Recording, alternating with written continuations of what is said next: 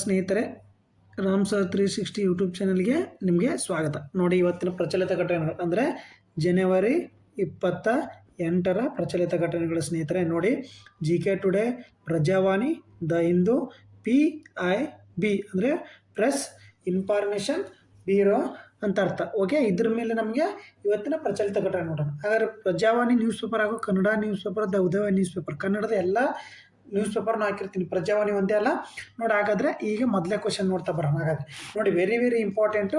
ನದಿಗಳ ಮೇಲೆ ಕ್ವಶನ್ ಆಗ್ತವೆ. KE ಮೇಲೆ ನದಿಗಳು ಮತ್ತು ಅಳಿವಿನಂಚಲಿರ್ತಕ್ಕಂಥ ಪ್ರಾಣಿಗಳು, ಅದ್ರ ಮೇಲೆ ಕ್ವಶನ್ ಆಗಿದ್ದಾವೆ. ನದಿಗಳು, ಬಂದರುಗಳ ಮೇಲೆ ಕ್ವಶನ್ ಆಗಿದ್ದಾವೆ. KN 2 ಬರೆದಿದ್ದೀರಾ, SDFD, HK, ನಾನ್ HK ಬರೆದಿದ್ದೀರಾ. ಟ್ರೆಂಡ್ ಆ ಥರ ಇದೆ. ಓಕೆ, ಹಾಗಾದರೆ ಮೊದಲೇ ಕ್ವಶನ್ ನೋಡೋದಾದರೆ ಇವತ್ತಿನ ಪ್ರಚಲಿತ ಘಟನೆಗಳು. ಇತ್ತೀಚೆಗೆ ಸುದ್ದಿಯಲ್ಲಿದ್ದ ಅಘನಾಶಿ ವೇದಾವತಿ ನದಿ ಜೋಡಣೆ. ನೋಡಿ, ಅಘನಾಶಿ ವೇದಾವತಿ ಜೋಡಣೆ ಇದು ಹೊಸದಾಗಿ ಬಂದಿರತಕ್ಕಂಥ ಒಂದೇನು ವಿವಾದ. ಮೊದಲ ನದಿ ಎತ್ತಿನಹೊಳೆ ನದಿ ಜೋಡಣೆ ಅದು ಬೇರೆ. ಓಕೆ, ಕಾವೇರಿ ನದಿ ಅದು ಕೃಷ್ಣ, ತುಂಗಭದ್ರಾ ಅವೆಲ್ಲ ಎತ್ತಿನಹೊಳೆ ಆಯಿತು. ಓಕೆ, ಈ ಯೋಜನೆಗೆ ಸಂಬಂಧಿಸಿದಂತೆ ವೇದಾವತಿ ನದಿಯು ಈ ಕೆಳಗಿನ ಯಾವ ಜಲಾಶಯಕ್ಕೆ ನೀರನ್ನು ಒದಗಿಸುತ್ತದೆ? ನೋಡಿ, KRSಗೆ ಯಾವುದು? ವಾಣಿ ವಿಲಾಸನ, ತುಂಗಭದ್ರನ, ಆಲ್ಮಟ್ಟಿನ? ನೋಡಿ, ಯಾವುದಾಗಾದ್ರೆ ಸರಿಯಾದ ಉತ್ತರ ಬಂದ್ಬಿಟ್ಟು ಸ್ನೇಹಿತರೆ ವಾಣಿ ವಿಲಾಸ. ಓಕೆ, ವಾಣಿ ವಿಲಾಸ. ನೋಡಿದ್ರಲ್ಲಿ ಎಲ್ಲಿ ಬರ್ತೈತೆ ವಾಣಿ ವಿಲಾಸ? ನೋಡಿ, ಎಲ್ಲಿ ಬರ್ತೈತೆ ಕಮೆಂಟ್ ಮಾಡಿ, ಯಾವ ಡಿಸ್ಟ್ರಿಕ್ಟಲ್ಲಿ ಬರ್ತೈತೆ. ಓಕೆ, KRSಗೆ ಕಾವೇರಿ ನದಿ, ತುಂಗಭದ್ರಾ ಅಣೆಕಟ್ಟು ತುಂಗಭದ್ರಾ ನದಿ, ಏನು ಆಲ್ಮಟ್ಟಿಗೆ ಕೃಷ್ಣಾ ನದಿ. ಓಕೆ, ಕೃಷ್ಣಾ ನದಿ. ಓಕೆ, ಎಕ್ಸ್ಪ್ಲನೇಷನ್ ನೋಡಿ ಸ್ವಲ್ಪ. ಹಾಗಾದರೆ ಭಾಳ ಇಂಪಾರ್ಟೆಂಟ್ ಎಕ್ಸ್ಪ್ಲನೇಷನ್ ಕೊಟ್ಟಿದ್ದೀನಿ ನೋಡಿ. ಇಲ್ಲಿ ಈ ಥರ ಎಕ್ಸ್ಪ್ಲನೇಷನ್ ಇದೆ, ಸಂಪೂರ್ಣ ಮಾಹಿತಿ ಕೇಳಿದ್ರು. ಆಮೇಲೆ ಮುಂದಿನ ಕ್ವಶನ್ಗೆ ಹೋಗೋಣ. ಓಕೆ, ನೋಡಿರಿ ಏನಿದು ವಿವಾದ. ಹಾಗಾದರೆ ನೋಡಿ ವಿವರ ನೋಡಿ. ಬೆಂಗಳೂರಿಗೆ ಅಘನಾಶಿ ನೀರು, ಬೆಂಗಳೂರು ಕುಡಿಯುವ ನೀರಿಗೆ ಅಘನಾಶಿ ನೀರನ್ನು ತಂಬರೋಕ್ಕೆ ಪ್ಲ್ಯಾನ್ ಮಾಡ್ತಕ್ಕಂಥ ಯೋಜನೆ ಪುಸ್ತಕ ನೋಡಿರಿ. ಇದು ಯೋಜನೆ ಇತ್ತೀಚೆಗೆ ಯಾವುದು ನೋಡಿರಿ, ವೃಕ್ಷ ಲಕ್ಷ್ಯ ಅಂತೇಳಿ ಒಂದು ಆಂದೋಲನ ಆತಂಕ. ನೋಡಿರಿ, ವೃಕ್ಷ ಲಕ್ಷ್ಯ ಅನ್ನೋದು ಒಂದು ಏನ್ರಿ ಇದು ಸಂಘ, ಅಲ್ಲಿ ಆಂದೋಲನ ಮಾಡ್ಯಾರ. ವೃಕ್ಷ ಲಕ್ಷ್ಯ ಅಂತೇಳಿ ಒಂದು ಆಂದೋಲನ ಮಾಡ್ಯಾರ. ಯಾವ್ರಿ? ಎಲ್ಲಿ ಬರ್ತೈತೆ ಅಘನಾಶಿ ನದಿ? ಹಾಗಾದ್ರೆ ಎಲ್ಲಿ ಹುಟ್ಟುತ್ತೆ ನೋಡ್ರಿ? ಶಿರಸಿ ಬಳಿ ಹುಟ್ಟುತ್ತಾ ಅಘನಾಶಿ ನದಿ. ಶಿರಸಿ ಬಳಿ, ಉತ್ತರ ಕನ್ನಡ ಎಲ್ಲಿ ಬರ್ತೈತೆ? ಶಿರಸಿ ಬರ್ತೈತಿ. ಓಕೆ, ಎತ್ತಿನಹೊಳೆ ಯೋಜನೆ ವಿಫಲವಾದ ಕಾರಣ ಬೆಂಗಳೂರಿಗೆ ಪೂರೈಸಲು ಅಘನಾಶಿ ನೀರು ಒಯ್ಯಲು ಯತ್ನ ನಡೆದಿದೆ. ನೀರಾವರಿ ಇಲಾಖೆ ಸಾಧ್ಯತೆ ವರದಿ ಈ ಮಾಹಿತಿಯನ್ನು ಬಹಿರಂಗಗೊಂಡಿದೆ ಎಂದು ವೃಕ್ಷ ಲಕ್ಷ್ಯ ಆಂದೋಲನ ಆತಂಕ ವ್ಯಕ್ತಪಡಿಸಿದೆ. ನೋಡಿ, ಈ ಕುರಿತು ಟಿಪ್ಪಣಿ ನೋಡಿ ಪ್ರಕಟಿಸಿದ ವೃಕ್ಷ ಲಕ್ಷ್ಯ ಆಂದೋಲನ ತಜ್ಞರ ತಂಡ ಮುಖ್ಯ ಅಂತ ಅಶೀಸರ ಹಾಗೂ ಗಣಪತಿ ಬೀಸಲಕೊಪ್ಪ ಅಘನಾಶಿ ವೇದಾವತಿ ನದಿ ಜೋಡಣೆ ಫಿಸಿಬಿಲಿಟಿ ಪ್ರಾಥಮಿಕ ಹಂತದ ವಿಶ್ಲೇಷಣೆ ಸಹಿತ ಕಾರ್ಯವರದಿ ಬಂದಿದೆ. ಓಕೆ, ಹಾಗಾದರೆ ಇಲ್ಲಿ ಮಾಹಿತಿ ನೋಡಿ. ಇದರ ಮುಖ್ಯ ಉದ್ದೇಶ ಏನು? ಈ ಯೋಜನೆ ಮುಖ್ಯ ಅಂಶಗಳು ಯಾಕಂದ್ರೆ ಇಂಪಾರ್ಟೆಂಟ್ ರೀ ಇದು, ಯಾಕೆ ಎಕ್ಸಾಮ್ ದೃಷ್ಟಿಯಿಂದ ಇಂಪಾರ್ಟೆಂಟ್ ಇರ್ತೈತೆ. ಓಕೆ, ನೋಡಿ, ಅಘನಾಶಿ ನದಿ ನೀರನ್ನು ಗೋಳಮಕ್ಕಿ ಬಳಿ, ಎಂಜಿನ ಬಳಿ ಸಂಗ್ರಹಿಸಿ ವಾಣಿ ವಿಲಾಸ ಸಾಗರ ಜಲಾಶಯಕ್ಕೆ ಸಾಗಾಟ. ಚಿತ್ರದುರ್ಗ, ತುಮಕೂರು, ಚಿಕ್ಕಬಳ್ಳಾಪುರ ಜಿಲ್ಲೆ ಉದ್ಯಮ ಕೃಷಿಗೆ ಬಳಕೆ. ಹಾಗಾದರೆ ಇದನ್ನು ಬಳಕೆಗೆ ಪಡಿತಕ್ಕಂಥ ಜಿಲ್ಲೆಗಳ್ಯಾವು? ಚಿತ್ರದುರ್ಗ, ತುಮಕೂರು, ಚಿಕ್ಕಬಳ್ಳಾಪುರ. ಈಗ ಏನು ಉದ್ಯಮ ಮತ್ತು ಕೃಷಿ ಬಳಕೆ. ಅಘನಾಶಿಯಿಂದ ನೀರತ್ವ ಅನುಕೂಲಕ್ಕಾಗಿ ಎಂಜಿನೆಯಲ್ಲಿ 200 ಮೀಟರ್ ಉದ್ದದ ಅಣೆಕಟ್ಟು ನಿರ್ಮಾಣ. ಓಕೆ, ಅಘನಾಶಿ 625 ಚದರ ಮೀಟರ್ ಪ್ರದೇಶದ ನೀರನ್ನು 4 ಹಂತಗಳಲ್ಲಿ ಒಟ್ಟು 307.33 ಮೀಟರ್ ಎತ್ತರಕ್ಕೆ ಪಂಪ್ ಮಾಡಿ ಬಳಿಕ 21,075 ಕಿಲೋಮೀಟರ್ ಅಷ್ಟು ದೂರ ಪೈಪ್ ಮೂಲಕ ಸಾಗಾಟ. ನೋಡ್ರಿ, ಬಳಿಕ 76.35 ಕಿಲೋಮೀಟರ್ ದೂರ ಗುರುತ್ವಾಕರ್ಷಣೆಯ ಮೂಲಕ ಸಾಗಾಟ. ಓಕೆ, ಇಷ್ಟು ಮಾಡಿ ತುಮಕೂರು, ಚಿತ್ರದುರ್ಗ, ಚಿಕ್ಕಬಳ್ಳಾಪುರ 1,16,432 ಹೆಕ್ಟೇರ್ ಭೂಮಿಗೆ ನೀರಾವರಿ ಯೋಜನೆ ಮಾಡ್ತಕ್ಕಂಥದ್ದು ಮತ್ತು 1,300 ಮೆಗಾವ್ಯಾಟ್ ವಿದ್ಯುತ್ ಬಳಕೆಗೆ. ಓಕೆ, ಇದ್ರದ್ದು ನೋಡಿ 25,563 ಕೋಟಿ ವೆಚ್ಚದ ಯೋಜನೆಯಲ್ಲಿ ನೀರು ಹೆಚ್ಚು ಉಳಿದರೆ ಏನು ಮಾಡೋದು? ಬೆಂಗಳೂರು ಮತ್ತು ಬೆಂಗಳೂರು ಗ್ರಾಮಾಂತರ ಪ್ರದೇಶಕ್ಕೂ ನೀರಿನ ಪೂರೈಕೆ ಆಗ್ತದೆ. ಬಟ್ ಇದಕ್ಕೆ ಮೇನ್ ನೀರು ಪಡ್ತಕ್ಕಂಥ ಜಿಲ್ಲೆಗಳಾವು? ತುಮಕೂರು, ಚಿತ್ರದುರ್ಗ, ಚಿಕ್ಕಬಳ್ಳಾಪುರ. ಓಕೆ, ಈ ಯೋಜನೆ ಪೂರ್ಣಾವಧಿ 5 ವರ್ಷ. ಇಷ್ಟು ಮಾಹಿತಿ ಇದು ಯೋಜನೆಯ ಮುಖ್ಯಾಂಶಗಳು. ಹಂಗಂದರೆ ಅಘನಾಶಿ ನದಿ ಎಲ್ಲಿ ಹುಟ್ಟುತ್ತೆ ನೋಡಿ. ಹಾಗಾದ್ರೆ ನೋಡಿರಿ, ಇಲ್ಲಿ ಒರಿಜಿನ್ ಆಗುತ್ತಾ, ಶಿರ್ಸಿನ ಮೇಲೆ ಇಲ್ಲಿ ಒರಿಜಿನ್ ಆಗುತ್ತಾ, ಇಲ್ಲಿಂದ ಇಲ್ಲಿ ಹುಟ್ಟುಬಿಟ್ಟು ನೋಡಿ ಕನ್ಸೂರೊಳೆ ಮೂಲಕ ಬಂದ್ಬಿಟ್ಟು ನೋಡಿ ಇಲ್ಲಿ ಬಂದ್ಬಿಟ್ಟು ಹಿಂಗೆ ಬಂದು ಈ ಥರ ಮುಟ್ಟಿ ನೋಡಿರಿ ಅಘನಾಶಿ ರಿವರ್ ಎಲ್ಲೆಲ್ಲಿ ಹೋಗೈತೆ ನೋಡಿರಿ. ಇಲ್ಲಿ ಬಂದು ಇದು ಅಘನಾಶಿ ಮತ್ತು ಬೆಣ್ಣೆ ಹೊಳಕ ಮೂಲಕ ಬಂದು ಅಘನಾಶಿ. ಸೊಂಡಾ ನದಿ ಇಲ್ಲಿ ಬರ್ತಲ್ರಿ, ಇಲ್ಲಿ ಬಂದು ಕೂಡ್ಕೊಳುತ್ತೆ. ಆಮೇಲೆ ಇಲ್ಲಿ ಬಂದ್ಬಿಟ್ಟು ಇಲ್ಲಿ ಮುರುಡೇಶ್ವರ ಗೋಕರ್ಣ ಐತಲ್ರಿ, ಸೆಂಚುರಿಯನ್ನು ಕ್ರಿಯೇಟ್ ಮಾಡ್ತೀವಿ. ಈ ಸೆಂಚುರಿ ಅಘನಾಶಿ ರಿವರ್ ಸೆಂಚುರಿ ಏನಾಗುತ್ತೆ ನಮ್ಮದು ಭಾರತದ ರಾಮ್ಸರ್ ತಾಣ, ಕರ್ನಾಟಕದಲ್ಲಿರ್ತಕ್ಕಂಥ ರಾಮ್ಸರ್ ತಾಣಗಳ ಪಟ್ಟಿ ಎಷ್ಟು ಮೊನ್ನೆ ಆಗಿತ್ತಲ್ಲ, ರಾಮ್ಸರ್ ತಾಣಗಳ ಪಟ್ಟಿ 4, ಅದರಲ್ಲಿ ಇದು ಒಂದು ನೋಡ್ರಿ ಅಘನಾಶಿ ನದಿದ ರಾಮ್ಸರ್ ಪಟ್ಟಿಯಲ್ಲಿ ಐತಿ. ಓಕೆ 94 ಓಕೆ, ಇದನ್ನು ನೆನ್ಪಿಟ್ಕೋರಿ ನೀವು. ಓಕೆ ಎಷ್ಟು 95 ಓಕೆ, ಇದನ್ನು ನೆನ್ಪಿಟ್ಕೋರಿ. ಈಗ ನದಿ ಗೊತ್ತಾತಲ್ಲ, ಹಾಗಾದ್ರೆ ನೋಡಿ ಅಘನಾಶಿ ನದಿ ಕರ್ನಾಟಕ ಉತ್ತರ ಕನ್ನಡ ಜಿಲ್ಲೆಯ ಪಶ್ಚಿಮ ಘಟ್ಟಗಳಲ್ಲಿ ಸಿರಿಸಿ ಸಮೀಪ ಗಡೇಹಳ್ಳಿಯಲ್ಲಿ ಉದ್ಭವಿಸಿ 124 ಕಿಲೋಮೀಟರ್ ಹರಿದ ಅರಬ್ಬಿ ಸಮುದ್ರವನ್ನು ಸೇರುವ ಅಂದರೆ ಪಶ್ಚಿಮಮುಖವಾಗಿ ಹರಿತಕ್ಕಂಥ ನದಿ ಇದು. ಓಕೆ, ಇದನ್ನು ಪಶ್ಚಿಮ ವಾಹಿನಿ ನದಿ ಅಂತ ಕರೀತಾರೆ, ಪಾಪನಾಶಿನಿ ಅಂತಲೂ ಕರೆಯುತ್ತಾರೆ. ಓಕೆ, ಈ ನದಿಯೇ ಅಬ್ಬಿಗೇರಿ, ಯಾನ, ಉಂಚಳ್ಳಿ ಜಲಪಾತ ಮೂಲಕ ಹರಿಯುತ್ತದೆ ನೋಡ್ರಿ. ಯಾವ್ದು ಹಂಗಂದ್ರೆ ಅಬ್ಬಿಗೇರಿ, ಯಾನ, ಉಂಚಳ್ಳಿ ಜಲಪಾತ ಯಾವುದು ಅಘನಾಶಿ ನದಿಗೆ. ಓಕೆ, ಪರಿಸರ ಸೂಕ್ಷ್ಮ ನದಿ ಮುಖ ಜೈವಿಕ ವೈದ್ಯಕೀಯ ಹೆಸರಾಗಿದೆ. ಹಾಗಾದ್ರೆ ನೆಕ್ಸ್ಟ್ ನಾವು ಯಾವ ನದಿ ನೋಡೋಣ ಹಾಗಾದ್ರೆ ಅಘನಾಶಿ ನದಿದ ಮುಖ್ಯಾಂಶಗಳನ್ನು ನೋಡೋಣ ನೋಡ್ರಿ. ಉಗಮ ಮತ್ತು ಮಾರ್ಗ ಗೊತ್ತಾತ್ರಿ. ಸಿರಿಸಿ ಬಳಿ ಪಶ್ಚಿಮ ಘಟ್ಟಗಳಲ್ಲಿ ಹುಟ್ಟಿ ಕಾರವಾರ ಅಘನಾಶಿ ಗ್ರಾಮದಲ್ಲಿ ಅರಬ್ಬಿ ಸಮುದ್ರಕ್ಕೆ ಗೋಕರ್ಣ ಬಳಿ ಸೇರುತ್ತೆ. ಗೊತ್ತಾತ್ರಿ, ಗೋಕರ್ಣ ಬಳಿ ಇದು ಸೇರುತ್ತದೆ. ಪರಿಸರ ಮಾತ್ರ ನೋಡಿ, ಈ ನದಿ ಶ್ರೀಮಂತ ಮ್ಯಾಂಗ್ರೋವ್ ಕಾಡುಗಳು ಹೊಂದಿದ್ದು ಜಲಚರಗಳು, ವಲಸೆ ಹಕ್ಕಿಗಳು ಮತ್ತು ಮೀನುಗಾರಿಕೆ ಪ್ರಮುಖ ಆಶ್ರಯ ತಾಣವಾಗಿದೆ. ಓಕೆ, ಜಲಪಾತಗಳು ಯಾವ್ಯಾವ ಹಾಗಾದ್ರೆ ಈ ನದಿಗೆ ಪ್ರಸಿದ್ಧ ಉಂಚಳ್ಳಿ ಜಲಪಾತ, ಲೂಸಿಂಗ್ಟನ್ ಫಾಲ್ಸ್ ಅಂತ ಕರೀತಾರೆ. ಈ ನದಿಗೆ ಉಂಚಳ್ಳಿ ಜಲಪಾತ, ಲೂಸಿಂಗ್ಟನ್ ಫಾಲ್ಸ್ ಅಂತ ಕರೀತಾರೆ. ಅರ್ಥವ್ಯವಸ್ಥೆ ಈ ನದಿ ನೋಡ್ರಿ ಇಂಪಾರ್ಟೆಂಟ್. ನಾವು ಹೇಳಿಕೆ ರೂಪದ ಕ್ವಶನ್ ಅಟೆಂಡ್ ಮಾಡ್ಬೇಕಾದ್ರೆ ಈ ಥರ ಎಲ್ಲ ನೋಡ್ಬೇಕ್ರಿ. ಸ್ಥಳೀಯ ಮೀನುಗಾರಿಕೆ, ಸಿಂಪ್ಲಿ ಸಂಗ್ರಹಣೆ, ಉಪ್ಪು ತಯಾರಿಕೆ ಮತ್ತು ಕಗ್ಗ, ಉಪ್ಪು ನೀರನ್ನು ತಡೆಯುವ ಭತ್ತ ನೋಡ್ರಿ ಇದು ಕಗ್ಗ ಅಂತಂದ್ರೆ. ಕೃಷಿ ನೆಚ್ಚಿಕೊಂಡಿದೆ. ವಿವಾದಗಳು ನೋಡ್ರಿ, ಬೆಡ್ತಿ ಅಘನಾಶಿ ನದಿ ಜೋಡಣೆ ಯೋಜನೆ ಸ್ಥಳೀಯ ವಿರೋಧ. ಈಗ ಆಲ್ರೆಡಿ ಬೆಡ್ತಿ ನದಿ ಅಘನಾಶಿ ಮಾಡಕ್ಕೆ ಹೋಗಿ ಆಲ್ರೆಡಿ ವಿರೋಧ ಇದು ಮಾಡ್ಯಾರ. ಈಗ ಅದು ಅಘನಾಶಿ ಮತ್ತು ವರದಾ ನದಿ ಇದು ವಿವಾದಕ್ಕೆ ಉಂಟಾಗುತ್ತೆ. ಹಂಗಂದ್ರೆ ಇನ್ನೊಂದು ನೋಡ್ರಿ ಯಾವ ನದಿ ನೋಡೋಣ ಹಂಗಂದ್ರಿಗೆ ವರದಾ ನದಿ ಬಗ್ಗೆ ನೋಡೋಣ. ವರದಾ ನದಿ ಈಗ ಅಘನಾಶಿ ಮತ್ತು ವರದಾ ನದಿ ಅಂತ ಕೇಳಿದ್ರಿ. ವರದಾ ನದಿ ಯಾವ್ದೈತ್ರಿ ವಾಣಿ ವಿಲಾಸ ಸಾಗರ ಐತಿ. ಓಕೆ ನೋಡ್ರಿ ಯಾವ ಜಿಲ್ಲೆ ಅಂತ ನೀವು ಕಮೆಂಟ್ ಮಾಡ್ಬೇಕ್ರಿ. ಹೇಳ್ತಿದ್ದೆ ಬಟ್ ನೀವು ಕಮೆಂಟ್ ಮೂಲಕ ನನಗೆ ಆನ್ಸರ್ ಮಾಡ್ಬೇಕ್ರಿ. ಓಕೆ ನೋಡ್ರಿ ವರದಾ ನದಿ ಎಲ್ಲಿ ಹುಟ್ಟಿತ್ರಿ ಹಾಗಾದ್ರೆ ನೋಡ್ರಿ ಚಿಕ್ಕಮಗಳೂರು ಜಿಲ್ಲೆಯಲ್ಲಿ ಪಶ್ಚಿಮ ಘಟ್ಟದಲ್ಲಿ ಬಾಬಾ ಗಿಡಗಿನ ಪರ್ವತದಲ್ಲಿ ಉಗಮಿಸಿ ನೋಡ್ರಿ ಎಲ್ರಿ ಪಶ್ಚಿಮ ಘಟ್ಟದಲ್ಲಿ ಇಲ್ಲೇ ನೋಡ್ರಿ ಮ್ಯಾಪ್ನ ಇಲ್ಲಿ ತಂದಿದ್ದೀನಿ ನೋಡ್ರಿ. ಓಕೆ ಹುಟ್ಟಿ ನೋಡ್ರಿ ಚಿಕ್ಕಮಗಳೂರು ಸಕರಾಯಪಟ್ಟಣ ಬಳಿ ಉಗಮಿಸಿ ವೇದಾ ಮತ್ತು ಕಡೂರು ತಾಲೂಕಿನ ಮದಕೇರಿಯಿಂದ ಹರಿಯುವ ಆವತಿ ಎಂಬ 2 ನದಿಗಳ ಸಂಗಮಗೊಂಡು ವೇದಾವತಿ ನದಿಯಾಗಿ ಹರಿತು ನೋಡ್ರಿ. ಗೊತ್ತಾದ್ರಿ ಯಾವ್ದು ವೇದಾ ಮತ್ತು ಅವತಿ, ವೇದಾವತಿ ಕೂಡ್ಕೊಂಡು ನೋಡ್ರಿ ಎಲ್ಲಿ ಸಂಗಮಗೊಂಡು ಅವತಿ ಎಂಬ ಸಂಗಮಗೊಂಡು ಎಲ್ಲಿ ಕಡೂರು ತಾಲೂಕಿಯಲ್ಲಿ ಬರ್ತೈತ್ರಿ. ಚಿಕ್ಕಮಗಳೂರು ಚಿಕ್ಕಬಳ್ಳಾಪುರ ಅಲ್ಲ ಚಿಕ್ಕಮಗಳೂರೇ ಬರ್ತೈತ್ರಿ ಕಡೂರು. ಓಕೆ ಜಿಲ್ಲೆಗಳು ನೋಡ್ರಿ ಯಾವ ಇದು ಚಿಕ್ಕಮಗಳೂರು ಚಿತ್ರದುರ್ಗ ಜಿಲ್ಲೆ ಮೂಲಕ ಹರಿದು ನಂತರ ಆಂಧ್ರ ಪ್ರದೇಶ ಅನಂತಪುರ ಜಿಲ್ಲೆಗೆ ಪ್ರವೇಶಿಸುತ್ತದೆ. ಓಕೆ ಅಗರಿ ನದಿ ನೋಡ್ರಿ ಆಂಧ್ರ ಪ್ರದೇಶ ಈ ನದಿಯನ್ನು ಅಗರಿ ನದಿ ಅಂತಲೇ ಕರೀತಾರೆ. ಓಕೆ ಈ ನದಿಯನ್ನು ಏನಂತ ಕರೀತಾರೆ ಅಗರಿ ನದಿ ಅಂತ ಕರೀತಾರೆ. ಅಂತಿಮ ಗುರಿಯಲ್ಲಿ ಕೊನೆಯಲ್ಲಿ ಬಳ್ಳಾರಿ ಜಿಲ್ಲೆಯ ಮೂಲಕ ಹರಿದು ಮಂತ್ರಾಲಯದ ಬಳಿ ತುಂಗಭದ್ರಾ ನದಿಯನ್ನು ಸೇರುತ್ತದೆ. ಯಾವ್ದು ನೋಡ್ರಿ ಇದು ಹಂಗಾರು ಯಾವ ನದಿಯ ಉಪನದಿ ಇದು ತುಂಗಭದ್ರಾ ನದಿಯ ಉಪನದಿ ಯಾವ್ದ್ರಿ ವೇದಾವತಿ ನದಿ. ಓಕೆ ಇಷ್ಟು ಈ ಮಾಹಿತಿ ಅರ್ಥ ಆಯ್ತು ಅನ್ಕೊಂತೀನಿ ನಿಮಗೆ. ಓಕೆ ನೋಡ್ರಿ ಭಾಳ ಇಂಪಾರ್ಟೆಂಟು ವೇದಾವತಿ ನದಿ ಇಲ್ಲಿ ಹರ್ಕೊಂಡೈತೆ ನೋಡ್ರಿ ಹೋಗಿ ತುಂಗಭದ್ರಾ ನದಿ ಇದು ಇದೇನ್ರಿ ಪೂರ್ವಾಭಿಮುಖವಾಗಿ ಹರಿತಕ್ಕಂಥ ನದಿ. ಹಿಂಗೆ ನೋಡ್ರಿ ಮೇಲ್ಗಡೆ ಹೋಗುತ್ತೆ ಪೂರ್ವಾಭಿಮುಖವಾಗಿ ಬಂಗಾಳ ಕೊಲ್ಲಿಯನ್ನು ಇಲ್ಲಿಂದ ಹಿಂಗೆ ಹುಟ್ಟಿ ಬಂಗಾಳ ಕೊಲ್ಲಿಯನ್ನು ಸೇರ್ತೈತಿ.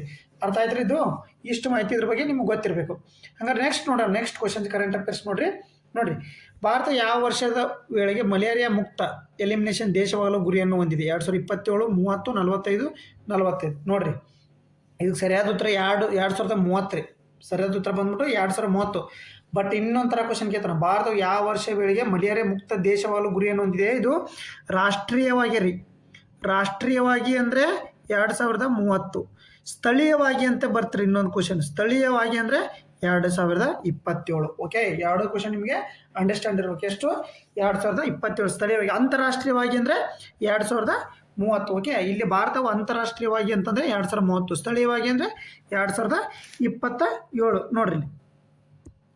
ನ್ಯೂಸ್ ಪೇಪರ್ ಆರ್ಟಿಕಲ್ ಬಂತು ಇದ್ರ ಬಗ್ಗೆ ನಿಮ್ಗೇನು ಜಾಸ್ತಿ ಮಾಹಿತಿ ಬೇಕಾಗಿಲ್ಲ. ಮಲೇರಿಯಾನ ಪ್ಲಾಸ್ಮೋಡಿಯಂ ವೈವಾಕ್ಸ್ ಸೊಳ್ಳೆಯಿಂದ ಬರ್ತೈತೆ ನಿಮಗೆ. ಓಕೆ ಸೊಳ್ಳೆಯಿಂದ ಬರ್ತಕ್ಕಂಥ ಈಜಿಪ್ಟ್ ಸೊಳ್ಳೆನ ಯಾವುದು ನೋಡಿ ಮಲೇರಿಯಾ ಯಾವ್ದು ಬರ್ತೈತಿ ಯಾವ ಸೊಳ್ಳೆಯಿಂದ ಬರ್ತೈತೆ ನೋಡ್ರಿ ಇದ್ರ ಬಗ್ಗೆ ತಿಳ್ಕೊಬೇಕಾಗಿರ್ತಕ್ಕಂಥ ಮಾಹಿತಿ ನೀವು ಪ್ಲಾಸ್ಮೋಡಿಯಂ ವೈವಾಕ್ಸಿಂದ ಬರ್ತೈತೆ ರೀ. ಏನ್ರಿ ಪ್ಲಾಸ್ಮೋಡಿಯಂ ವೈವಾಕ್ಸ್ ಸೊಳ್ಳೆಯಿಂದ ಬರ್ತಕ್ಕಂಥ ರೋಗ ಆಗಿರುತ್ತೆ ಪ್ಲಾಸ್ಮೋಡಿಯಂ ವೈವ್ಯಾಕ್ಸ್. ಓಕೆ, ಇದು ಹರಡುವುದರಿಂದ ಬರ್ತದೆ. ಇದು ಪರಾವಲಂಬಿ ಜೀವಿ. ಓಕೆ, ಪರಾವಲಂಬಿ ಜೀವಿ ಆಗಿರುತ್ತೆ. ಉಂಟಾಗ ಜೀವ ಹಾನಿಕಾರಕ. ಇದು ಯಾವುದ್ರಿ? ಇದು ಸೊಳ್ಳೆಯಿಂದ ಬರ್ತಕ್ಕಂಥ. ಇದ್ರ ಮಲೇರಿಯಾ ಪ್ರಮುಖ ಲಕ್ಷಣಗಳು ತೀವ್ರ ಜ್ವರ ಮತ್ತು ಚಳಿ, ತಲೆನೋವು, ವಾಕರಿಕೆ, ವಾಂತಿ, ವಿಪರೀತ ಆಯಾಸ, ಮತ್ತೇನ್ರಿ ಸ್ನಾಯು ನೋವು, ಮೈಕು ನೋವು ಮತ್ತು ಅತಿಸಾರ ಮತ್ತು ಹೊಟ್ಟೆ ನೋವು. ಇದು ಇದಿರ್ತಕ್ಕಂಥ ರೋಗಗಳು. ಓಕೆ ರೀ, ಇದ್ರದ್ದು ಲಕ್ಷಣಗಳು. ಇಷ್ಟರ ಬಗ್ಗೆ ನಿಮಗೆ ಗೊತ್ತಿರಬೇಕು. ಓಕೆ, ನೆಕ್ಸ್ಟ್ ಇದಕ್ಕೆ ಮಲೇರಿಯಾ ಆಂಟಿಮನೀಸ್ ಆಧಾರಿತ ಸಂಯೋಜನೆ ಚಿಕಿತ್ಸೆ ACT. ನೋಡಿರಿ, ಇದಕ್ಕೆ ಚಿಕಿತ್ಸೆ ಇರೋದು ACT ಅಂತೇಳಿ. ACT ಅಂದರೆ ಆಂಟಿಮನಿ ಆಧಾರಿತ ಆರ್ಟಿಮೆನಿಸಿಸ್ ಆಧಾರಿತ. ಓಕೆ, ಇದಕ್ಕೆ ಚಿಕಿತ್ಸೆ ಇರ್ತಕ್ಕಂಥದ್ದು ಪ್ಲಾಸ್ಮೋಡಿಯಂ ವೈವ್ಯಾಕ್ಸ್. ನೋಡ್ರಿ, ಇದ್ರದ್ದಿರ್ತಕ್ಕಂಥ ಸೊಳ್ಳೆ. ಓಕೆ, ಇನ್ನೊಂದು ನೆಕ್ಸ್ಟ್ ನೋಡ್ರಿ, ಇದು ಇಂಪಾರ್ಟೆಂಟು 3 ಸ್ಟಾರ್ ಕ್ವಶನ್ ಅಂತ ಕರಿತೀನಿ. ಅದನ್ನು 3 ಸ್ಟಾರ್ ಕ್ವಶನ್ ನೋಡಿ. ಕರ್ನಾಟಕದ ಗದಗ ಜಿಲ್ಲೆಯ ರೋಣ ಮತ್ತು ಗಜೇಂದ್ರಗಢದ ಭಾಗದ ಹುಲ್ಲುಗಾವಲಿನ ಇತ್ತೀಚೆಗೆ ಪತ್ತೆಯಾದ ಅಪರೂಪದ ಹೈಬ್ರಿಡ್ ಪ್ರಾಣಿ ಯಾವುದಾಗದ್ರಿ? ಹೈಬ್ರಿಡ್ ಪ್ರಾಣಿ ಅದು ಹೈಬ್ರಿಡ್ನ ಕಾಡು ಬೆಕ್ಕು ಮತ್ತು ತೋಳನ, ಕಪ್ಪು ಚಿರತೆನ, ಹಿಮ ಚಿರತೆನ, ಕೆಂಪು ನರಿನ. ನೋಡ್ರಿ, ಯಾವುದು ನ್ಯೂಸ್ ಪೇಪರ್ಲಿ ಆರ್ಟಿಕಲ್ ಬಂದಿರತಕ್ಕಂಥದ್ದು ಮಾಹಿತಿ ನೋಡಿ. ಯಾವುದು ನೋಡ್ರಿ, ಗದಗ ಜಿಲ್ಲೆಯ ರೋಣ ಗಜೇಂದ್ರಗಢದ ಹುಲ್ಲುಗಾವಲಿನ ಅಪರೂಪದ ವಿದ್ಯಮಾನ ಹೈಬ್ರಿಡ್ ಕಾಡು ಬೆಕ್ಕು ಮತ್ತು ತೋಳು ನಾಯಿ ಪತ್ತೆ. ಯಾವುದು ಸರಳ ಉತ್ತರ ಬಂದ್ಬಿಟ್ಟು ಆಪ್ಷನ್ ಎ ಸರಳ ಉತ್ತರ ಹಾಕಿರುತ್ತೆ. ಓಕೆ ಸ್ನೇಹಿತರೆ, ನೋಡಿ ಹಾಗಾದ್ರೆ ಇನ್ಫಾರ್ಮೇಶನ್ ನೋಡ್ರಿ ಗದಗ ಜಿಲ್ಲೆ ಹೈಬ್ರಿಡ್ ಕಾಡು ಬೆಕ್ಕು ಮತ್ತು ತೋಳು ನಾಯಿ ಪತ್ತೆ. ಓಕೆ, ಹಾಗಾದ್ರೆ ನೋಡಿ, ತೋಳನಾಯಿ ಸಂಚಲನ ನೋಡ್ರಿ 2020. ಇದ್ರ ಫಸ್ಟ್ ಇಲ್ಲಿ ಇಂಪಾರ್ಟೆಂಟ್ ಮಾಹಿತಿ ನೋಡ್ರಿ, ಆಮೇಲೆ ನೋಡ್ರಿ 2024 ನವೆಂಬರ್ನಲ್ಲಿ Bombay natural history society great Indian bustard ಬಗ್ಗೆ ಅಧ್ಯಯನ ಕೈಗೊಂಡಿದ್ದಾಗ ಗಜೇಂದ್ರಗಢ ಅರಣ್ಯ ಮತ್ತು ವ್ಯಾಪ್ತಿಯಲ್ಲಿ ಹೈಬ್ರಿಡ್ ತೋಳ ಪತ್ತೆಯಾಗಿದ್ದು ಗಂಡು ತೋಳ ಮತ್ತು ಹೆಣ್ಣು ತಾಯಿಯ ಸಂಯೋಗದಿಂದ ಜನಿಸಿದ ತೋಳನಾಯಿ. ಇದು ಏನೋ ನೋಡ್ರಿ, ಇದೇನ್ರಿ ಹೈಬ್ರಿಡ್ ಅಂದರೆ ತೋಳನಾಯಿ. ಯಾವುದಿದು? ಹೈಬ್ರಿಡ್ ಕಾಡು ಬೆಕ್ಕು ಮತ್ತು ತೋಳನಾಯಿ ಎರಡು ಪತ್ತೆಯಾಗಿ ನೋಡ್ರಿ ಇಲ್ಲಿ. ಹೈಬ್ರಿಡ್ ತೋಳನಾಯಿ ಮತ್ತು ಹೈಬ್ರಿಡ್ ತಳಿಯ ಕಾಡು ಬೆಕ್ಕು. ಓಕೆ, ಇದು ಏನ್ರಿ? ಇದು ಗಂಡು ತೋಳ ಮತ್ತು ಹೆಣ್ಣು ನಾಯಿಯ ಸಂಯೋಗದಿಂದ. ಇದು ಏನ್ರಿ? ಗಂಡು ನೋಡ್ರಿ, ಗಂಡು ತೋಳ ಮತ್ತು ಹೆಣ್ಣು ನಾಯಿ ಏನ್ರಿ? ಗಂಡು ತೋಳ ಹೆಣ್ಣು ನಾಯಿಯೊಂದಿಗೆ ಸಂಭೋಗ ಹೊಂದಿದಾಗ ಆಗಿರ್ತಕ್ಕಂಥ ಹೈಬ್ರಿಡ್ ತೋಳರಿದು. ಓಕೆ, ಹೈಬ್ರಿಡ್ ತೋಳನಾಯಿ. ಸೊ ಕಾರ್ತಿಕ್ ರಾಜ್ಯ ಸಂಯೋಗ ಕಾರ್ತಿಕ್ ದಾಖಲಿಸಿದ್ದರು. ಕಾಡಿನ ಪ್ರಮಾಣ ಕಡಿಮೆ ಆಗುತ್ತಿರುವ ವನ್ಯಜೀವಿ ನಾಡಿನತ್ತ ಬರುತ್ತೆ ಇಂಥ ಸಂಸ್ಕೃತಿಗೆ ಸೃಷ್ಟಿ ಎನ್ನುತ್ತಿದ್ದಾರೆ. ಇನ್ನೊಂದು ವಿಶೇಷತೆ ಏನು ನೋಡಿ, ಸಾಮಾನ್ಯವಾಗಿ ಕಾಡಂಚಿನ ಸಾಕು ಬೆಕ್ಕುಗಳು ಮತ್ತು ಕಾಡು ಬೆಕ್ಕುಗಳ ಸಂಪರ್ಕವೆಂದು ಮಿಲನ ಕ್ರಿಯೆ ನಡೆದಾಗ ಇಂಥ ಹೈಬ್ರಿಡ್ ತಳಿಗಳು. ನೋಡ್ರಿ, ನಾಡು ಬೆಕ್ಕು ಮತ್ತು ಕಾಡಿನ ಬೆಕ್ಕಿನ ನಡುವೆ ಹೈಬ್ರಿಡ್ ತಳಿಯ ಕಾಡು ಬೆಕ್ಕು. ಇದ್ರ ಬಗ್ಗೆ ನಿಮಗೆ ಮಾಹಿತಿ ಇರಲಿ. ಓಕೆ, ಹಾಗಾದರೆ ನೋಡ್ರಿ ವೈದ್ಯಕೀಯ ಪ್ರಯೋಗದ ಹೈಬ್ರಿಡ್ ತಳಿಯ ಸಾಕು ಪ್ರಾಣಿಗಳ ಸೃಷ್ಟಿಯಿಂದ ಸಾಮಾನ್ಯ. ಆದರೆ ಇದೇ ಮೊದಲ ಬಾರಿಗೆ ಅರಣ್ಯ ಪರಿಸರವೇ ಹೈಬ್ರಿಡ್ ತಳಿಯ ಕಾಡು ಪ್ರಾಣಿ ಸೃಷ್ಟಿಗೆ ಕಾರಣವಾಗಿದೆ ಎಂದು ಆಚಾರ. ಅಂದರೆ ಮನುಷ್ಯರು ಮಾಡ್ತಕ್ಕಂಥ ಸಾಮಾನ್ಯ ಮನುಷ್ಯರಲ್ಲಿ ಯಾವನ್ನೇ ತೊಗೊಂಡೋಗಿ ಹೈಬ್ರಿಡ್ ತಳಿ ಅಂತ ಮಾಡ್ತಕ್ಕಂಥದ್ದು. ಬಟ್ ಇವೇ ಮಾಡಿಕೊಂಡು ಇದು ಆಗಿರ್ತಕ್ಕಂಥದ್ದು. ನೋಡ್ರಿ, ಈ ಬಗ್ಗೆ ಅನ್ವರ್ ಕೋಲಾರ ನೇತೃತ್ವದ ಅರಣ್ಯ ಪಾಲಕರು ಯಲ್ಲಗೌಡ ಯಡಮನಿ ಅವರು, ಪುಟ್ಟರಾಜ್ ಬಿಂಗಿ ಅವರು ಹೆಚ್ಚಿನ ಗಸ್ತು ನಡೆಸಿ ಆ ಕಾಡು ಬೆಕ್ಕು ಫೋಟೋ ಸೆರೆ ಹಿಡಿದರು. ಹೆಚ್ಚಿನ ಅಧ್ಯಯನ ನಡೆಸಿದಾಗ ಅವು ಹೈಬ್ರಿಡ್ ತಳಿಯ ಕಾಡು ಬೆಕ್ಕು ಎನ್ನುವುದು ಖಚಿತಪಡಿಸಿ ಇದು ರಾಜ್ಯದ 2ನೇ ದಾಖಲೆ. ಕಳೆದ ವರ್ಷ ನೆಲಮಂಗಲ ತಾಲೂಕು ಮರಕುಂಟೆ ಗ್ರಾಮ ರಾಜ್ಯದಲ್ಲಿ ಮೊಟ್ಟ ಮೊದಲ ಬಾರಿಗೆ ಇಂಥ ಹೈಬ್ರಿಡ್ ತಳಿಯ ಕಾಡು ಬೆಕ್ಕು ಪತ್ತೆಯಾಗಿತ್ತು ಎನ್ನುತ್ತಿದ್ದಾರೆ ಈ ಜೀವವಿಜ್ಞಾನ ಸಂಶೋಧಕರು ಮಂಜುನಾಥ್ ನಾಯಕ್. ಅಂದರೆ ಇದು 2ನೇ ಬಾರಿ, ಬಟ್ ಈ ತೋಳ ಕಂಡಿದ್ದು 1ನೇ ಬಾರಿ. ಇವು ಸಾಮಾನ್ಯವಾಗಿ ಉತ್ತರ ಕರ್ನಾಟಕದ ಕಡೆಗೆ ಕಂಡು ಬರ್ತಿದ್ದು. ನೋಡ್ರಿ, ಉತ್ತರ ಭಾರತದ ಕಡೆಗೆ, ಕರ್ನಾಟಕ ಅಲ್ಲ, ಉತ್ತರ ಭಾರತದ ಕಡೆಗೆ ಕಂಡು ಬರ್ತಿದ್ದು. ಓಕೆ, ನೆಕ್ಸ್ಟ್ ನೋಡೋಣ ಹಾಗಾದ್ರೆ. ನೋಡ್ರಿ, ಬ್ರಿಟನ್ನಲ್ಲಿ ಇತ್ತೀಚೆಗೆ ಬಿಸಿದ ಚಂಡಮಾರುತಕ್ಕೆ ಚಂದ್ರ ಎಂಬ ದೇವತೆ ಹೆಸರು ನೀಡಲಾಯಿತು. ಈ ಹೆಸರು ನಾಮಕರಣ ಮಾಡಿದವರು ಯಾರು? ನೋಡ್ರಿ, ಬ್ರಿಟನ್ ಸಂಸ್ಥೆ ಹಿಂದೂ ಚಂದ್ರನ ಹೆಸರು. ಭಾರತ ಹವಾಮಾನ ಇಲಾಖೆ, ವಿಶ್ವಸಂಸ್ಥೆ, ಬ್ರಿಟನ್ನ ಸಾರ್ವಜನಿಕರು, ಇಸ್ರೋ. ಯಾರಾಗಾದ್ರೆ ನೋಡ್ರಿ, ನ್ಯೂಸ್ ಪೇಪರ್ ಆರ್ಟಿಕಲ್ ಬಂದಿರತಕ್ಕಂಥದ್ದು. ನೋಡಿ, ಯಾಕಂದ್ರೆ ಸರಿಯಾದ ಉತ್ತರ ಅದು ಬ್ರಿಟನ್ನ ಸಾರ್ವಜನಿಕ, ಪಬ್ಲಿಕ್ ವೋಟಿಂಗ್. ನೋಡಿ, ಪಬ್ಲಿಕ್ ವೋಟಿಂಗ್ ಮೂಲಕ ಮಾಡಿರ್ತಕ್ಕಂಥದ್ದು. ಓಕೆ, ನೋಡಿ, ಬ್ರಿಟನ್ ಅಂದ್ರೆ ನೋಡಿ ಸ್ಕಾಟ್ಲ್ಯಾಂಡ್, ಇಂಗ್ಲೆಂಡ್ ಸೇರಿ ಬ್ರಿಟನ್ ಎಲ್ಲೆಡೆ ಮಂಗಳವಾರ ಗಾಳಿ, ಮಳೆ, ಪ್ರವಾಹದಿಂದ ಕಾರಣವಾದ ಸುಂಟರ ಗಾಳಿಗೆ ಅಲ್ಲಿನ ಹವಾಮಾನ ಇಲಾಖೆ ಹಿಂದೂ ದೇವತೆ ಚಂದ್ರನ ಹೆಸರಿಟ್ಟಿದ್ದಾರೆ. ಚಂದ್ರ ಸುಂಟರ ಗಾಳಿ ಭೀತಿಯಿಂದ ಬ್ರಿಟನ್ನಲ್ಲಿ ಹವಾಮಾನ ಎಚ್ಚರಿಕೆ ನೀಡಿದ್ದು ಪ್ರಯಾಣ ನಿರ್ಬಂಧಗಳು ಏರಲಾಗಿತ್ತು. ಕಳೆದ ತಿಂಗಳಲ್ಲಿ ಬ್ರಿಟನ್ನಲ್ಲಿ ಗೋರಟ್ಟಿ ಸುಂಟರ ಗಾಳಿ ಬೀಸಿತ್ತು. ಯಾವುದು? ಇನ್ನೊಂದು ನೋಡಿ, ಗೋರಟ್ಟಿ ಸುಂಟರ ಗಾಳಿ 2015ರಲ್ಲಿ ನೋಡ್ರಿ ಹವಾಮಾನ ಇಲಾಖೆ ನೇಮ್ ಅವರ್ ಸ್ಟಾರ್ಮ್ಸ್ ಪಟ್ಟಿ ಪರಿಚಯಿಸಿತ್ತು. ಸಾರ್ವಜನಿಕರ ವೋಟಿಂಗ್ ಆಧಾರದ ಮೇಲೆ ಸುಂಟರ ಗಾಳಿ ಹೆಸರು ನೀಡುತ್ತಿದೆ. ನೋಡ್ರಿ, 2015ರಿಂದ ನೇಮ್ ಅವರ್ ಸ್ಟಾರ್ಸ್ ಅಂತೇಳಿ ಸ್ಮಾರ್ಟ್ಸ್ ಅಂತೇಳಿ ನೋಡಿ 2015ರಿಂದ ಪಟ್ಟಿ ಮಾಡುತ್ತಿದೆ. ಅದನ್ನು ಅಲ್ಲಿ ಯಾವ ಇದಕ್ಕೆ ಜಾಸ್ತಿ ವೋಟಿಂಗ್ ಮಾಡ್ತಾರೆ ಅದರ ಹೆಸರು ಇರ್ತಾರೆ. ಈ ಸರಿ ವೋಟಿಂಗ್ ಆಗಿರೋದು ಚಂದ್ರನ ಹೆಸರಿಗೆ. ಓಕೆ, ಸಾರ್ವಜನಿಕರು ಚಂದ್ರನ ಹೆಸರು ಆಯ್ಕೆ ಮಾಡಿದ್ದಾರೆ.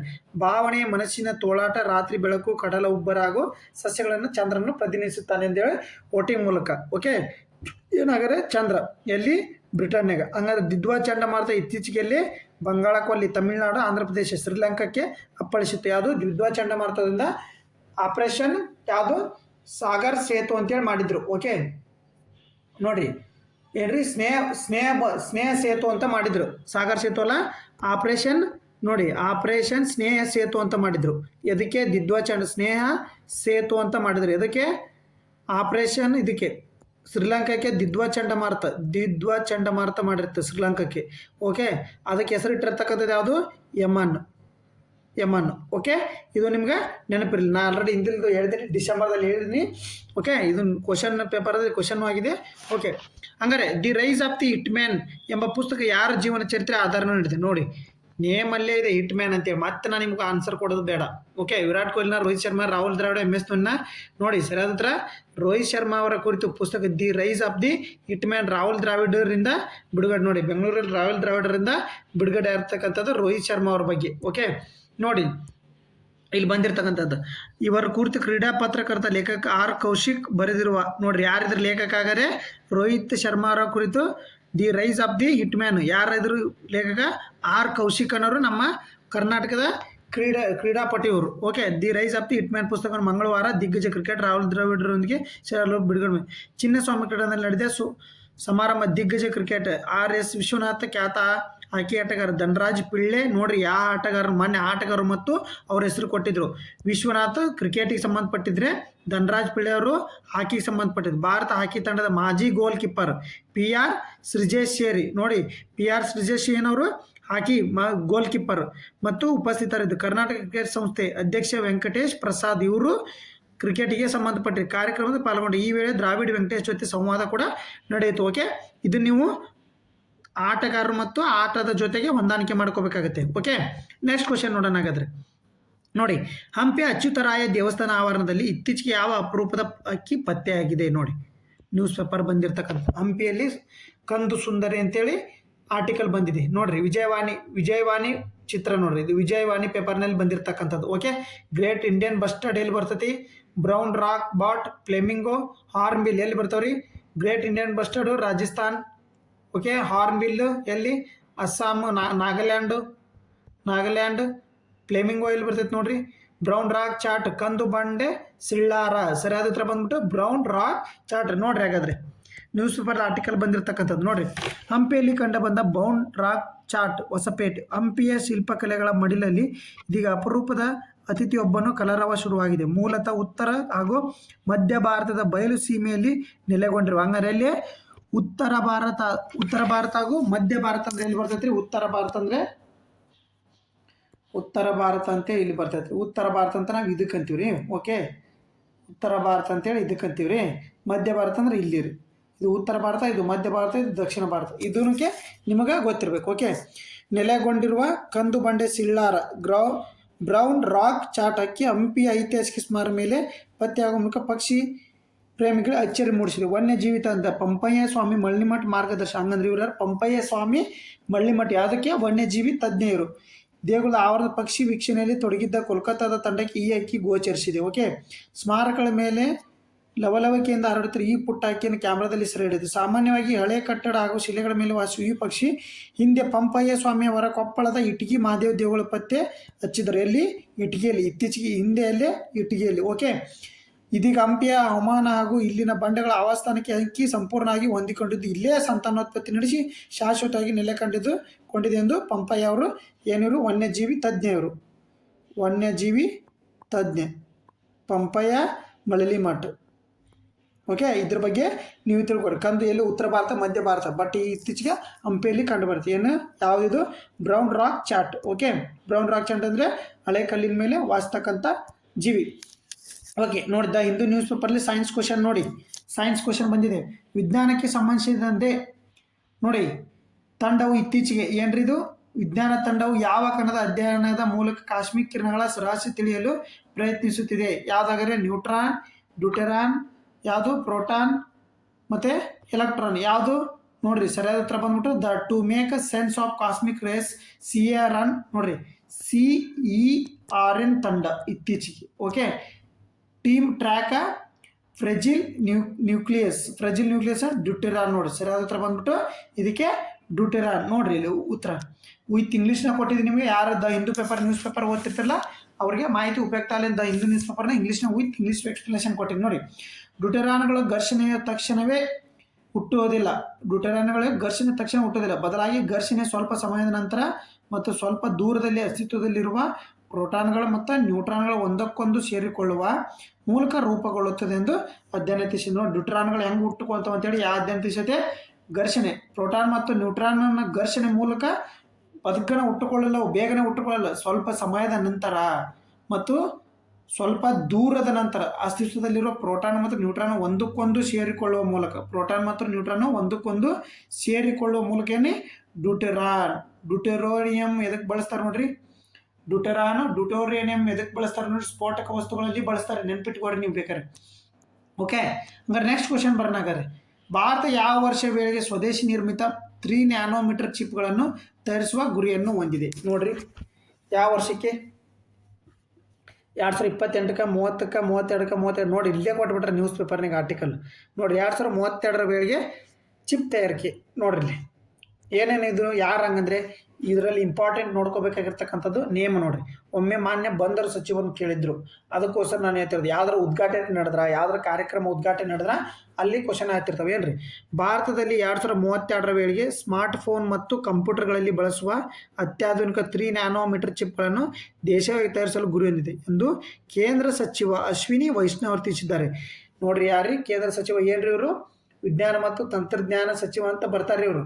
ಓಕೆ, ಕೈಗಾರಿಕಾ ಸಚಿವ ಅಂತ ಬರ್ತಾರೆ. ಓಕೆ, ನವದೆಹಲಿಯಲ್ಲಿ ನಡೆದ ಚಿಪ್ ವಿನ್ಯಾಸ ಮಾಡುವ ಸಂಸ್ಥೆಗಳ ಸಭೆಯಲ್ಲಿ ಮಾತನಾಡಿದ ಅವರು, ಮುಂದಿನ 4 ವರ್ಷಗಳಲ್ಲಿ 75% ತಂತ್ರಜ್ಞಾನ ವಿಭಾಗದಲ್ಲಿ ಸ್ವಾವಲಂಬನೆ ಸರ್ಕಾರ ಶ್ರಮಿಸುತ್ತದೆ ಎಂದು ತಿಳಿಸಿದರು.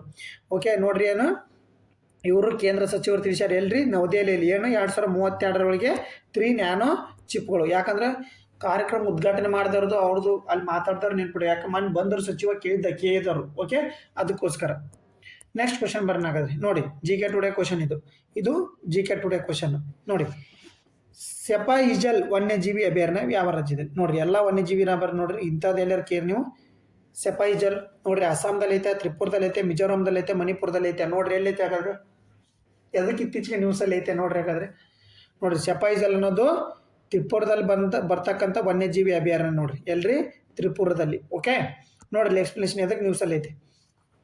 ಸೆಪಾಯಿಜಲ್ ವನ್ಯಜೀವಿ ಅಭಯಾರಣ್ಯ ಆಧುನಿಕ ಮತ್ತು ಮತ್ತಷ್ಟು ಅಭಿವೃದ್ಧಿಗಾಗಿ ರಾಜ್ಯವು 57 ಕೋಟಿ ರೂಪಾಯಿ ಹೆಚ್ಚು ಹಣವನ್ನು ಪಡೆದಿದೆ. ಇತ್ತೀಚೆಗೆ ಏನ್ರಿ? ತ್ರಿಪುರಾ ರಾಜ್ಯ ಸರ್ಕಾರ 57 ಕೋಟಿ ರೂಪಾಯಿಯನ್ನು ಅನುದಾನ ಬಿಡುಗಡೆ ಮಾಡಿದೆ ಎಂದು ತ್ರಿಪುರಾ ಅರಣ್ಯ ಸಚಿವರು ಘೋಷಿಸಿದ್ದಾರೆ. ಓಕೆ, ಸೆಪಾಯಿಜಲ್ ವನ್ಯಜೀವಿ ಅಭಯಾರಣ್ಯ ತ್ರಿಪುರಾದ ಸೆಪಾಯಿಜಲ್ ಜಿಲ್ಲೆಯಲ್ಲಿ ಬರ್ತಕ್ಕಂಥ ವನ್ಯಜೀವಿ ಅಭಯಾರಣ್ಯ. ಈ ಅಭಯಾರಣ್ಯವು ಅಬಸಾರಿಕಾ ಸರೋವರ ಮತ್ತು ಅಮೃತ್ ಸಾಗರ್ ಸರೋವರದಂತ ನೋಡ್ರಿ, ಎಲ್ಲಿ ಬರ್ತಾವೆ ಇವು? ತ್ರಿಪುರದ ಬರ್ತಕ್ಕಂಥ ಸರೋವರಗಳು. ಯಾವ ನದಿ ನೋಡ್ರಿ? ಯಾವ ನದಿ ಬರ್ತೈತೆ ಹಾಗಾದ್ರೆ ತ್ರಿಪುರದಾಗಿ? ಆ ನದಿಯ ಉಪನದಿ ಯಾವ ನದಿ ಮ್ಯಾಗ ಇರ್ತಕ್ಕಂಥ ಸರೋವರಗಳು ನೋಡ್ರಿ ಇವು? ನನಗೆ ಕಮೆಂಟ್ ಮೂಲಕ ತಿಳಿಸ್ರಿ. ಅಪಸಾರಿಕ ಸರೋವರ ಮತ್ತು ಅಮೃತ್ ಸಾಗರದ ಸರೋವರಗಳು. ಓಕೆ, ಪ್ರಮುಖ ಜಲಮೂಲಗಳನ್ನು ಒಳಗೊಂಡಿದೆ. ಕ್ಲೌಡೆಡ್ ಲೆಪರ್ಡ್ ರಾಷ್ಟ್ರೀಯ ಉದ್ಯಾನವನ ಸೆಪಾಯಿಜಲ್ ವನ್ಯ ಅಭಯಾರಣ್ಯದ ಒಂದು ಭಾಗವಾಗಿದೆ. ನೋಡ್ರಿ, ಕ್ಲೌಡೆಡ್ ಲೆಪರ್ಡ್ ಅಂತೇಳಿ ಬರ್ತಾವಲ್ರಿ. ಯಾವ ಲೆಫರ್ಡ್ಸ್ ಬರ್ತಾವಲ್ರಿ? ಅದ್ರದ್ದು ರಾಷ್ಟ್ರೀಯ ವನ್ಯಜೀವಿ ಅಭಯಾರಣ್ಯ ಎಲ್ಲಿ? ಅದರ ಒಂದು ಭಾಗ ರೀ ಸೆಪಾಯಿಜಲ್ ವನ್ಯಜೀವಿ ಅಭಯಾರಣ್ಯದ ಒಂದು ಭಾಗ ಆಗಿರುತ್ತೆ. ಇಷ್ಟು ನೀವು ತಿಳ್ಕೊಬೇಕಾಗಿರ್ತಕ್ಕಂಥದ್ದು. ಹಾಗಾದ್ರೆ ನೆಕ್ಸ್ಟ್ ನೋಡಿ, ಇದು GK ಟುಡೇ ಕ್ವಶನ್ ಆಗೋದು. ಇತ್ತೀಚೆಗೆ ಸುದ್ದಿಗಳಲ್ಲಿ ಕಂಡುಬರುವ ಹೆಮಿಲೆಕ್ಸನಮ್ ಇಂಡಿಕಮ್ ಎಂದರೇನು? ಏನು ಹೆಮಿಲೆಕ್ಸನಮ್ ಇಂಡಿಕಮ್ ಎಂದರೇನು? ಹೊಸದಾಗಿ ಪತ್ತೆಯಾದ ಅಣಬೆ ಪ್ರಭೇದ, ಸಾಂಪ್ರದಾಯಿಕ ಔಷಧ, ಒಂದು ರೀತಿಯ ವೈರಸ್, ಆಕ್ರಮಣಕಾರಿ ಕಳೆ. ನೋಡ್ರಿ, ಯಾವ್ದಾಗಾದ್ರೆ ಸರಿಯಾದ ಉತ್ತರ ಬಂದ್ಬಿಟ್ಟು ಸ್ನೇಹಿತರೆ, ಯಾವುದು? ಹೊಸದಾಗಿ ಪತ್ತೆಯಾದ ಅಣಬೆ ಪ್ರಭೇದ. ನೋಡಿದ್ದು ಏನು? ಹೊಸದಾಗಿ ಪತ್ತೆಯಾದ ಅಣಬೆ ಪ್ರಭೇದ. ನೋಡಿ ಎಕ್ಸ್ಪ್ಲನೇಷನ್ ಇಲ್ಲಿ. ಸಂಶೋಧಕರು ಭಾರತದ ಹಿಮಾಲಯ ಸಮಶೀತೋಷ್ಣ ಕಾಡುಗಳಲ್ಲಿ ಹೆಮಿಲೆಕ್ಸನಮ್ ಇಂಡಿಕಮ್ ಎಂಬ ಹೊಸ ಅಣಬೆ ಪ್ರಭೇದವನ್ನು ಕಂಡುಹಿಡಿದಿದ್ದಾರೆ. ಈ ಪ್ರಭೇದವು ಉತ್ತರಾಖಂಡದ ಬಾಗೇಶ್ವರ ಜಿಲ್ಲೆ. ಏನು? ಈ ಪ್ರಭೇದವು ಉತ್ತರಾಖಂಡದ ಬಾಗೇಶ್ವರಿ ಜಿಲ್ಲೆಯ ಕ್ವೆಕರ್ಸ್ ಮರಗಳ ಅಡಿಯಲ್ಲಿ ಓಕ್ ಮರಗಳಂತ ಬರ್ತಾವೆ ಅಲ್ಲಿ. ಅದನ್ನ ಏನಂತ ಕರೀತಾರೆ? ಸೈಂಟಿಫಿಕ್ ನೇಮ್ ಕ್ವೆಕರ್ಸ್ ಅಂತ ಕರೀತಾರೆ. ಬೆಳೆಯುತ್ತಿರುವ ಕಂಡು ಬಂದಿದೆ. ಈ ಆವಿಷ್ಕಾರವು ಭಾರತದಲ್ಲಿ ಹೆಮಿಲೆಕ್ಸನಮ್ ಕುಲದ ಮೊದಲ ದಾಖಲಾತಿ ಅಂತೂ ಗುರುತಿಸಿದ್ದು. ನೋಡ್ರಿ, ಇಂಪಾರ್ಟೆಂಟ್. ಸೆಂಟ್ರಲ್ ಗೌರ್ಮೆಂಟ್ ಎಕ್ಸಾಮಿಗೆ UPSC KS ಯಾರು ಓದ್ತಾ ಇದ್ದೀರಿ ನೀವು? ಭಾಳ ಇಂಪಾರ್ಟೆಂಟ್ ನೋಡ್ರಿ. ಈ ಥರನೇ ಕ್ವಶನ್ ಕೇಳೋದಲ್ಲಿ UPSC ಒಳಗಡೆ. ಓಕೆ, ಜೆನೆಟಿಕ್ ಡೇಟಾದ ಮೂಲಕ ವಿಕಸನೀಯ ಸಂಬಂಧಗಳನ್ನು ನಕ್ಷೆ ಮಾಡುವ ಮಲ್ಟಿಜೀನ್ ಅನ್ವಯಿಕ್ ಫೈಲೋಜೆನೆಟಿಕ್ ವಿಶ್ಲೇಷಣೆಯನ್ನು ಬಳಸಿಕೊಂಡು ಗುರುತಿಸುವ ನಿಕ್ಕನ್ನು ದೃಢಪಡಿಸಿದ್ದಾರೆ. ಏನು ಬಳಸ್ಕೊಂಡು ದೃಢಪಡಿಸಿದ್ದಾರೆ? ಈ ಮಾಹಿತಿ ಇಲ್ಲೈತೆ ನೋಡಿ, ಈ ಬಾಕ್ಸಲ್ಲಿ ತಿಳ್ಕೊರಿ. ಓಕೆ, ಯಾವುದು ಹೊಸ ಪ್ರಭೇದ, ಆ ಹೊಸ ಪ್ರಭೇದದ ಯಾವ ಹೆಸರೇನು? ಹೆಮಿಲೆಕ್ಸನಮ್ ಇಂಡಿಕಮ್. ಓಕೆ, ನಾವೊಂದು ಇಂಪಾರ್ಟೆಂಟ್ ಮಾಹಿತಿ ಹೇಳ್ಬೇಕಂತ ಮಾಡಿದೆ. ಭಾಳ ಎಕ್ಸಾಮ್ನಲ್ಲಿ ಪಾಯಿಂಟೆಡ್ ಆಗ್ತಿರ್ತಕ್ಕಂಥ ಕ್ವಶನ್ ರೀ. ಭಾಳ ನದಿಗಳ ಬಗ್ಗೆ, ಅಳವೆಗಳ ಬಗ್ಗೆ, ರಾಮಸರ್ ತಾಣಗಳ ಬಗ್ಗೆ ಭಾಳ ಕ್ವಶನ್ ಕೇಳ್ತೀನಿ. ಇದನ್ನು ಆಲ್ರೆಡಿ ಕೀ ಆನ್ಸರ್ ಬಿಡಿಸೋತ್ನಾಗ ಹೇಳಿದೆ ನೋಡ್ರಿ. ಯಾವ ನದಿಗೆ ಎಲ್ಲಿ ಹುಟ್ಟುತ್ತಾ ನೋಡ್ಕೊಂಬರ್ರಿ. ಕಾಳಿ ನದಿ ಕಾರವಾರ ಬಂದರು. ಇದನ್ನು ಕರ್ನಾಟಕದ ಪ್ರಮುಖ ಬಂದರು ಯಾವ ಜಿಲ್ಲೆ, ಯಾವ ನದಿ? ಕಾಳಿ ನದಿ ಏನ್ರಿ? ಕಾರವಾರ. ಓಕೆ, ಕಾಳಿ ನದಿ ಕಾರವಾರ ಹಂಗಂದ್ರೆ ಎಲ್ಲಿ ಬರ್ತಕ್ಕಂಥ ಕಾರವಾರ ಬಂದರೆ ಏನ್ರಿ? ಕರಾವಳಿ ಏಕೈಕ ಎಲ್ಲ ಹವಾಮಾನ ಬಂದರು ಉತ್ತರ ಕನ್ನಡ ರೀ. ಇದನ್ನು ಸ್ವಲ್ಪ ಮಾಹಿತಿ ತಿಳ್ಕೊರಿ, ನಿಮ್ಗೆ ಆಮೇಲೆ ಹೇಳ್ತೀನಿ ನಾನು. ಹತ್ತಿಕೇರಿ ಬೇಲಿಕೇರಿ ಬಂದರು ನೋಡ್ರಿ. ಹತ್ತಿಕೇರಿ ನದಿಗೆ ಬೇಲಿಕೇರಿ ಬಂದರು. ಅಂದ್ರೆ ಹತ್ತಿಕೇರಿ ಬಂದರು ಎಲ್ಲೈತ್ರಿ? ಯಾವ ಜಿಲ್ಲೆ ಐತ್ರಿ? ಉತ್ತರ ಕನ್ನಡ ಜಿಲ್ಲೆ ಐತೆ ನೋಡ್ರಿ. ಓಕೆ, ಹಂಗಂದ್ರೆ ನವಮಂಗಳೂರು ಬಂದರು ನೋಡ್ರಿ. ಒಂದನೇಲಿದ್ದ ಬಂದು ನವಮಂಗಳೂರು ಬಂದು ರಾಜ್ಯದ ಅತಿ ದೊಡ್ಡ ಮತ್ತು ಪ್ರಮುಖ ಬಂದರು ದಕ್ಷಿಣ ಕನ್ನಡ ಜಿಲ್ಲೆ. ಯಾವ ನದಿಗೆ ರೀ? ನವಮಂಗಳೂರು ಬಂದರು ನೇತ್ರಾವತಿ ನದಿಗೆ. ಓಕೆ, ನೇತ್ರಾವತಿ ನದಿ. ಎಲ್ಲೆಲ್ಲಿ ಪಾಯಿಂಟ್ ಔಟ್ ಮಾಡ್ತೀನಿ ಸ್ವಲ್ಪ. ಕಾರವಾರ ಬಂದರು ಹೇಳಿದ್ದೀನಿ ಆಲ್ರೆಡಿ. ಬೇಲಿಕೇರಿ ಬಂದರು ಹೇಳಿದೆ. ತದಡಿ ಬಂದರು ನೋಡ್ರಿ. ತದಡಿ ಬಂದರು ಉತ್ತರ ಕನ್ನಡ ಜಿಲ್ಲೆ ಇದೆ. ಓಕೆ, ಯಾವ ನದಿಗೆ ರೀ ತದಡಿ ಬಂದರು? ನೋಡ್ರಿ, ಅಘನಾಶಿ ನದಿಗೆ. ಅಘನಾಶಿ ನದಿ ಏನಿಲ್ರಿ ನೋಡ್ರಿ. ಅಘನಾಶಿ ನದಿ ಎಲ್ಲಿ ಹುಟ್ಟುತ್ತಂಗಾರೆ ಶಿರ್ಸಿ ಬಳಿ ಹುಟ್ಟುತ್ತಂತ ಇತ್ತೀಚೆಗೆ 1ನೇ ಕ್ವಶನ್ ಅದನ್ನ ತೊಗೊಂಡು ಹೇಳಿದ್ದೀನಿ ರೀ. ಓಕೆ, ತದಡಿ ಬಂದರು. ನೆಕ್ಸ್ಟ್ ಬಂತಿರ್ತಕ್ಕಂಥ ಹೊನ್ನಾವರ ಬಂದರು ಉತ್ತರ ಕನ್ನಡ ಜಿಲ್ಲೆ ನೋಡ್ರಿ. ಹೊನ್ನಾವರ ಬಂದರು ಉತ್ತರ ಕನ್ನಡ ಜಿಲ್ಲೆ. ಯಾವ ಇದಕ್ಕೆ ರೀ ಹೊನ್ನಾವರ ಬಂದರು? ಹಾಗಾದ್ರೆ ಶರಾವತಿ ನದಿ ನೋಡ್ರಿ. ಶರಾವತಿ ನದಿಗೆ. ಇದನ್ನು ಸ್ವಲ್ಪ ಪಾಯಿಂಟ್ಔಟ್ ಮಾಡ್ಕೊಂಡು ಓದ್ಕೊಡ್ರಿ, ಯಾಕೆ ಎಕ್ಸಾಮಲ್ಲಿ ಭಾಳ ಕ್ವಶನ್ ಆಗ್ತಿದೆ ಕರ್ನಾಟಕ ಜೋರ್ಮೆ, ಅದಕ್ಕೆ ಹೇಳ್ತಾ ಇದ್ದೀನಿ. ಭಟ್ಕಳ ಬಂದರು ನೋಡ್ರಿ. ಭಟ್ಕಳ ಬಂದು ಉತ್ತರ ಕನ್ನಡ ಜಿಲ್ಲೆಯಲ್ಲಿ ಯಾವ ನದಿಗೆ ಹಂಗಂದ್ರೆ ಭಟ್ಕಳ ಬಂದರು ಶರ್ಬಿ ನದಿ ನೋಡ್ರಿ. ಶರ್ಬಿ ನದಿಗೆ. ಓಕೆ, ಕುಂದಾಪುರ ಬಂದರು ಗಂಗೋಳಿ ಅಂತ ಕರೀತಾರೆ. ಮೊನ್ನೆ ಯಾರೋ ಒಂದು ಸೌಪರ್ಣಿಕ ನದಿ ಅಂತ ಕೇಳಿದ್ದೇನೆ. ಸೌಪರ್ಣಿಕ ನದಿನ ಗಂಗೋಳಿ ನದಿ ಅಂತಲೇ ಕರೀತಾರೆ. ಓಕೆ, ಸೌಪರ್ಣಿಕ ನದಿ ಯಾವ ಬಂದರು ಹುಟ್ಟುತ್ರಿ ಹಂಗಾದ್ರೆ ಉಡುಪಿ ಜಿಲ್ಲೆಯಲ್ಲಿ ನೋಡ್ರಿ. ಕುಂದಾಪುರ ಬಂದರು ನೋಡ್ರಿ. ಯಾರೇ ಸೌಪರ್ಣಿಕ ಬಂದರು ಮೊನ್ನೆ ಹೇಳಿದ್ದೀನಿ ನಾ. ಕುಂದಾಪುರ ಬಂದರು ಉಡುಪಿ ಜಿಲ್ಲೆ. ಓಕೆ, ಕುಂದಾಪುರ ಬಂದರು ಯಾವ್ದ್ರಿ? ಪಂಚಗಂಗೊಳ್ಳಿ ನದಿ ನೋಡ್ರಿ. ಪಂಚಗಂಗೊಳ್ಳಿ ನದಿ. ಅಂಗರಕಟ್ಟು ಬಂದರು ಹಾಗಾದ್ರೆ ಉಡುಪಿ ಜಿಲ್ಲೆ ನೋಡ್ರಿ. ಅಂಗರಕಟ್ಟು ಬಂದರು ಉಡುಪಿ ಜಿಲ್ಲೆ. ಯಾವ ನದಿ ರೀ? ಸೀತಾ ಮತ್ತು ಸ್ವರ್ಣ ನದಿ. ಓಕೆ, ಸ್ವರ್ಣ ನದಿ. ಹಾಗಾದ್ರೆ ಮಲ್ಪೆ ಬಂದರು ಉಡುಪಿ ಜಿಲ್ಲೆಯ ಪ್ರಮುಖ ಮೀನುಗಾರಿಕೆ ಬಂದರು. ಯಾವ ಮಲ್ಪೆ ಬಂದರು ಯಾವ ನದಿಗೆ ರೀ?